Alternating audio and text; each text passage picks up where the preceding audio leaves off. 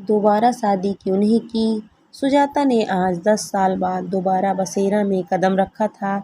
ये वही बसेरा था जहाँ कभी वह दुल्हन बनकर आई थी। ये कभी उसका घर हुआ करता था। उसके ससुर रिटायर्ड जज अविनाश शर्मा की कोठी, उसके पति आईपीएस निशांत शर्मा का घर। घर में शोक पसरा हुआ था।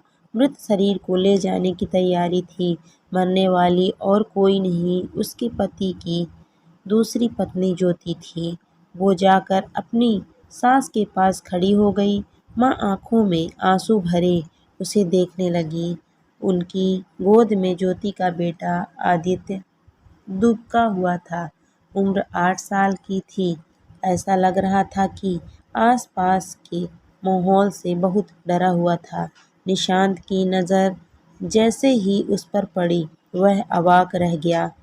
ये कुछ ऐसा था जिसकी उन्हें उम्मीद नहीं थी। मृत शरीर अपनी अंतिम यात्रा पर निकल पड़ा था। सुजाता अपनी सास को सहारा देकर अंदर ले गई। सास ने उसका हाथ अपने हाथों में ले लिया। सुजाता, तुमने मेरा मान रख लिया बेटा। अनु कैसी है? बोलते हुए गला भर आया था उनका। ठीक है माँ, उसे नानी के पास छोड़कर आई हूँ। सुजाता, मेरा दिल बहुत घबरा रहा है। आदित्य का क्या होगा? माँ, आप ज़्यादा ना बोलें, आपकी तबीयत खराब हो जाएगी। सुजाता उन्हें तसल्ली देती रही, पर उसके मन में तूफान उमड़ रहा था। ये वही घर था जहाँ उसके पति ने उसे ठुकराया था और ज्योति से शादी कर ली थी, वह भी उस कंडीशन में जब वह माँ बनने वाली थी। निशांत बेटी के जन्म के बाद एक बार भी अपनी बेटी को देखने नहीं आए थे। उन्होंने तो ये भी नहीं जानना जरूरी समझा था कि माँ बेटी जिंदा है या मर गई। इस घर में सिर्फ एक माँ ही थी जिन्होंने उसे बेहद प्यार दिया था, जो उसके साथ डट कर खड़ी थी। उन्होंने बेटे को बहुत रोकने की कोशिश की थी, पर रोक नहीं सकी थी। सुजाता ने ही उन्हें मना कर दिया था, माँ मैं अब इतना नीचे नहीं गिर सकती कि निशांत के साथ रहूं। जब उन्होंने मेरी जगह किसी और को दे दी है। उसने आसानी से निशांत को आज़ाद कर दिया था। वह निशांत के पास वापस लौटने से पहले वहाँ से निकलना चाहती थी। माँ, अब मैं चलती हूँ। सुजाता, आज मत जाना, यहीं रुक जा बेटा, मैं बहुत अकेली हूँ। माँ, रूबी और नेहा दोनों यहीं हैं आपके साथ। रूबी और नेहा निशांत की चचेरी बहन थी। जब वह शादी होकर आई थी तो ये दोनों उसकी नंदें कम सहेली ज़्यादा बन गई थी। भाभी, रूबी का गला भर आया, हम तो आपका साथ कभी नहीं। उसकी रुलाई फूट पड़ी। सुजाता माँ के सामने खुद को बेबस पा रही थी। उसके बार बार जोर देने पर वह रुक गई। मम्मी को फ़ोन करके बता दिया। मम्मी को बहुत गुस्सा आया था, पर सुजाता ने किसी तरह उन्हें समझा दिया। शाम को सब आ गए थे। निशांत के चेहरे पर गम के बादल छाए हुए थे। सुजाता महसूस कर रही थी कि निशांत की नज़रें उसे ही ढूंढ रही थी।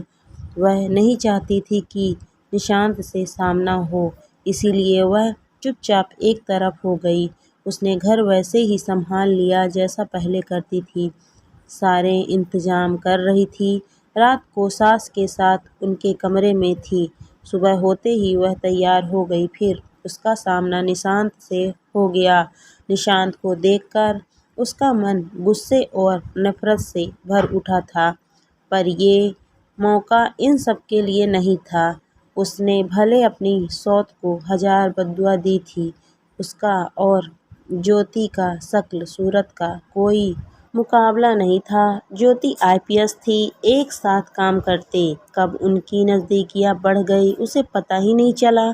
उसने सपने में भी नहीं सोचा था कि निशांत उसे धोखा देंगे, उसके सीधेपन को छलेंगे। फिर सब कुछ खत्म हो गया था। माँ की आवाज़ ने उसे वर्तमान में ला दिया। सुजाता बेटा, शाम को आ जाना। पर माँ, मेरी क्या ज़रूरत है, सब तो है यहाँ। निशांत अपलक उसे देख रहे थे। उसने उन्हें अनदेखा कर दिया। नहीं सुजाता, तुम आ जाओ। शाम को तिरहवी तक तुम यहीं रुक जाओ। मैं तो हमेशा से इस घर में अकेली ही रही हूँ। उनकी फिर से रुलाई फूट पड़ी। वह झट से निकल गई। शाम को न चाहते हुए उसे आना पड़ा। नौकरों से सारा काम कराना, पंडित जी को क्या क्या चाहिए, रिश्तेदारों को ठहरने का इंतजाम सब उसकी देखरेख में हो रहे थे। निशांत की बुआ ने उसे देखकर कहा, सुजाता, चलो ठीक किया तुम आ गई। ऐसे वक्त में भाभी को तुम्हारे साथ की ज़रूरत थी। हाँ, ज्योति की माँ की आंखों में वो जरूर खटक रही थी। 13वीं के पश्चात ज्योति की माँ ने मौका देखकर उससे कहा, तुम यहाँ क्यों आई हो? ये मेरी बेटी और उसके बेटे का घर है। यहाँ हक जमाने की कोशिश भी मत करना। आंटी, आप बेफिक्र रहें। मुझे ये घर कभी फला ही नहीं। मैं अपनी बेटी के साथ बहुत खुश हूँ। मुझे मेरी ज़िंदगी में किसी की ज़रूरत नहीं है। इस घर में मैं अब कभी वापस नहीं लौटूंगी। ऐसा कहकर वह रूम बाहर निकल गई। दरवाजे पर निशांत खड़े थे। शायद वह सब कुछ सुन चुके थे। उनके चेहरे से लग रहा था कि जो कुछ उन्होंने सुना था शायद उन्हें इसकी उम्मीद नहीं थी। वो वापस लौट आई। माँ उसे फ़ोन करती रहती थी, घर के हाल समाचार सुनाती रहती थी। उसका दिल नहीं करता था सुनने का, पर माँ का मन रखने के लिए सुन लेती थी। तलाक के बाद उसने एक छोटी सी जॉब कर ली थी, बहुत ज़्यादा तो नहीं, पर माँ बेटी का काम अच्छे से चल रहा था। अनु 10 साल की थी, पढ़ाई में बहुत होशियार। उसे माँ का रूप और पिता का व्यक्तित्व दोनों मिले थे। एक दिन जब सुजाता ऑफिस से लौटी, फ्रेश होकर चाय बना रही थी, दरवाजे पर बेल बजी। उसने दरवाज़ा खोला। निशांत खड़े थे, साथ में आदित्य था।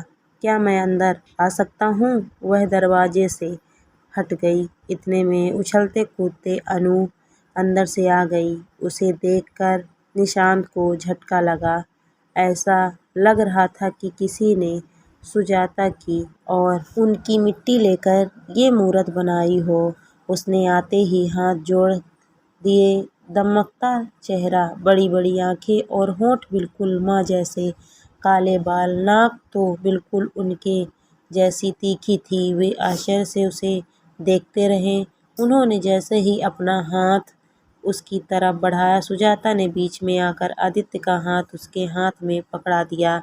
बेटे, ये आदित्य है, अंकल का बेटा, कहते हुए उसने निशांत की तरफ देखा। जाओ जाकर खेलो। बच्चे बाहर खेलने लगे। कुछ देर तक खामोशी छाई रही। निशांत ने चुप्पी तोड़ी। मैं बाप हूँ उसका, अंकल नहीं। बेटी है वो मेरी। आवाज़ में तड़प थी। आज 10 साल बाद याद आया है कि एक बेटी भी है आपकी।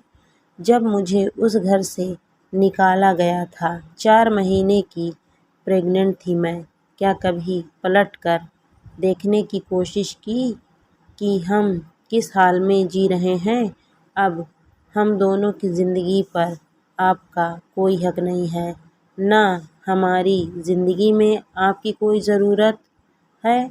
उसका खूबसूरत चेहरा गुस्से से लाल हो गया था। आज भी गुस्से में उतनी ही खूबसूरत लगती हो, बिल्कुल पहले जैसे। कुछ भी नहीं बदला। निशांत ने मुस्कुराने की कोशिश की थी और आगे बढ़कर उसका हाथ थाम लिया था। बच्चों को माँ और बाप दोनों की ज़रूरत होती है। सुजाता सुजाता ने अपना हाथ छुड़ा दिया। वह सिहर उठी। नहीं नहीं, अपने अपवित्र हाथों से मुझे छूने की कोशिश भी मत कीजिए। इन्हीं हाथों से आपने उसे छुआ था। मेरे शरीर को नहीं छू सकते आप। आपके हाथ गंदे हैं। खबरदार जो मुझे छूने की कोशिश की।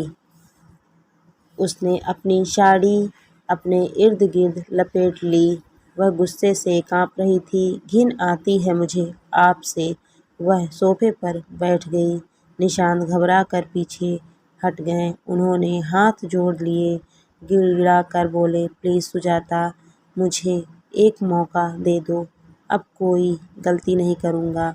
मैंने बहुत गलत किया है। एक बार माफ़ कर सकोगी मुझे?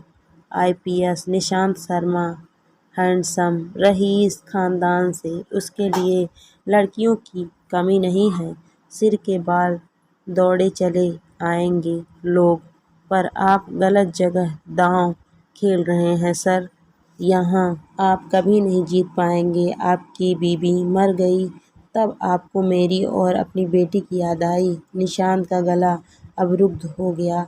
बहुत बड़ा गुनाह किया था, माफ़ी मांगना चाहता था, पर तुम्हारा सामना करने की हिम्मत नहीं जुटा सका। सुजाता का स्वर तेज हो उठा। ये सब झूठ है। अब आप मुझे अपने झूठे के जाल में और नहीं फंसा सकते। इन 10 सालों में बहुत कुछ बदल गया है निशांत। मैंने सही गलत में फ़र्क करना सीख लिया है। आपके लिए कोई कमी नहीं है अब। किसी बड़े ख़ानदान की या कोई ऑफ़िसर लड़की देखकर शादी कीजिए। सुजाता कभी नहीं लौटेगी। निशांत, तुमने दोबारा शादी क्यों नहीं की? इसलिए कि तुम मुझसे अब भी प्यार करती हो। कभी भूल नहीं पाई हो मुझे और मेरे प्यार को। सही कहा आपने निशांत, मैं कभी नहीं भूल पाई आपको, आपके दिए धोखे को। सुजाता हंस पड़ी। सही कहा आपने। प्यार मैंने शादी के बाद किया था, वो भी सिर्फ आपसे, एक धोखेबाज आदमी से, जिसने मुझे ज़िंदगी का सबसे बड़ा सबक सिखा दिया। पर जानते हैं निशांत, मेरे दिल में आपके लिए अब कुछ भी नहीं है, न प्यार न नफ़रत। मैंने आपको माफ़ कर दिया अनु के लिए। अनु में आपका अंश है, इसीलिए अब वह सौदेबाजी पर उतर आए थे। हमेशा ऐसा ही तो किया था उन्होंने उसके साथ। अनु मेरी बेटी है, मैं जब चाहूँ कोर्ट से उसकी कस्टडी ले सकता हूँ। तुम अनु को खो दोगी। सुजाता का चेहरा निर्विकार था। ले जाइए, आपको कोर्ट कचहरी की ज़रूरत नहीं पड़ेगी। अनु मेरी कमज़ोरी नहीं, ताकत है। आपने तो केवल छीनना ही सीखा है, पर आप अनु को मोहरा बनाकर मुझे हासिल नहीं कर सकते। उसने देखा, निशांत की आंखों में आंसू आ गए थे। जिस इंसान ने केवल रुलाना सीखा था, आज वो खुद रो रहा था। उसने निशांत के चेहरे पर हार देखी थी, उसकी आंखों में सुकून उतर आया था। आज उसने अपने साथ हुए नाइंसाफ़ी का हिसाब बराबर कर दिया था। बच्चे खेल कर अंदर आ चुके थे। निशांत अनु को प्यार करना चाहते थे, सुजाता को वापस उसी तरह से अपनी बाहों में बांधना चाहते थे। उसके साथ वही 10 साल पहले वाले निशांत बनना चाहते थे, जब वह उसकी हर सांस पर अपना हक समझते थे। पर उनकी मुट्ठी से वक्त रेत की तरह फिसल चुका था। वो ललचाई नज़रों से अनु को देखते रहे। अनु को देखते हुए महसूस कर रहे थे कि उन्होंने क्या खो दिया था। सुजाता ने कितने अच्छे से अनु की परवरिश की थी। उसने तो अपना कर्तव्य, अपना पत्नी धर्म सब कुछ अच्छे से निभाया था। धोखा तो उन्होंने किया था। आज वो सब कुछ हार चुके थे। सुजाता ने आदित्य का माथा चूमा और उसे बाहों में भर लिया। अगली बार आओगे दादी के साथ खेलने? आदित्य ने खुश होकर गर्दन हिलाई। अब दादी को साथ लेकर आना।